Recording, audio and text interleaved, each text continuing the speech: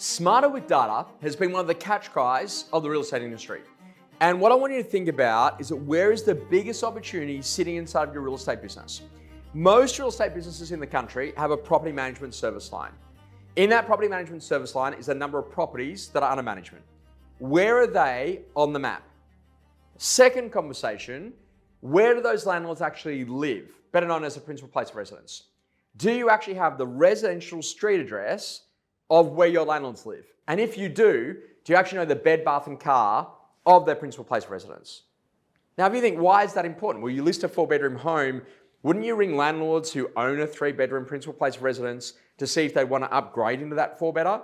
Or wouldn't you want to ring all of the landlords who've already got a 4-bedroom principal place of residence to let them know about another 4-bedroom that you're selling that could be similar to the home that they already own, so they understand if they've got an improvement in equity?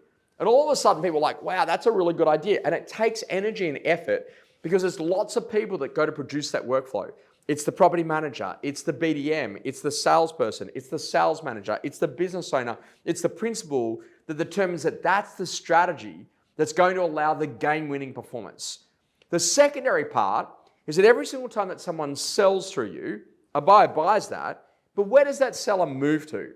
That forwarding address that you might get through your Australia Post collection form is a really important conversation, because if they move to the next suburb and maybe they buy through a competitor and maybe they buy the slightly more expensive home, are you actually thinking about the short to medium to long-term impact that now you've solved for these people, they've now moved there, and all of a sudden if there's a bit of a trend, that actually might be your next market?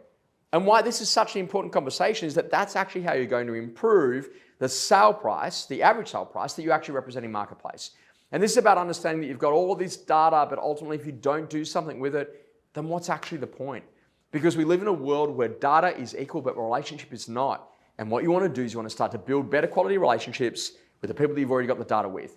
Now, why this is important conversation is I've worked with people who say, hey, Josh, I want to sell more houses. Well, a lot of the people that they sold units for sell their unit and then go to move into a house.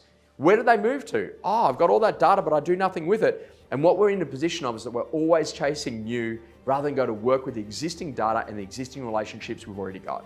So here's a better question. What data are you sitting on? And what are you doing with it? And how do you become smarter with the data that you've already got?